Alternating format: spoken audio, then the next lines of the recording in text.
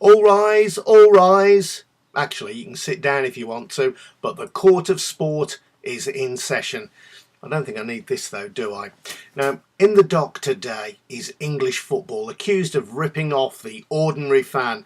And the basis of this accusation is the latest BBC Price of Football survey, which shows that over the last 4 years, the average price of the cheapest Premier League ticket has risen at twice the rate of inflation. So plenty of fuel for those who believe that English football is indeed ripping off supporters, and they point to the relatively cheap season ticket prices of clubs, for example, in Germany, which does, on general, have far higher attendances.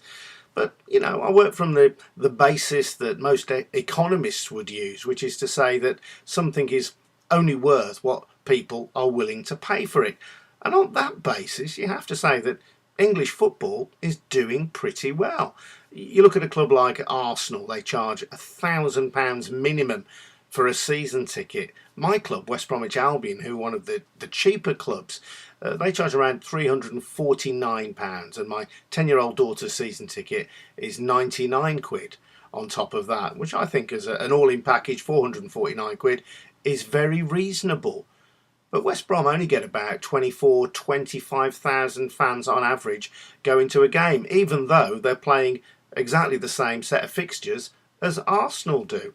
Arsenal, though, charge around 3 times the price of West Brom for a season ticket, and they get almost 60,000 on average through the gates at the Emirates. Now listen, I'm not saying that there aren't some people out there who can't afford to go to football. Of course there are. If you're unemployed, if you're on minimum wage, obviously you're going to find it very difficult to spend 30, 40, 50 quid in going to see a game. But when you look at the bigger picture of this and you ask the question, all right then, how many people can't afford to go to football and how many people can? Well, on the upside of that equation, you've got more people going now to top flight football than you have at any time since the boom years after World War II. Now remember, men were being demobbed, they'd been away to war maybe for 6 years, they were desperate to go and watch football, and in those days average gates in the top division of English football, then the first division, were around 34, 35, 36,000, occasionally just a tad more. But in 1967, this is the year after England won the World Cup, the year after Bobby Moore lifted the Jules Rimet trophy.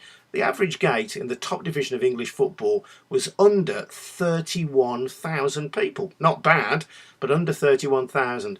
Last season, it was more than 36,000, and that's without the benefit of having a particularly great England team. Now, I'm sure that there's more that can be done to help disadvantaged supporters come through the gate and also to encourage a younger generation of new supporters. But if you look at the hard statistics, English football at the top level, the supposedly rip-off level, is now more popular, statistically anyway, than it's ever been. And that's in an era when you can get loads of free football on television. I'm not talking about Sky, whereby people have to pay a subscription or at least go down the pub and buy a pint of beer or two to watch it.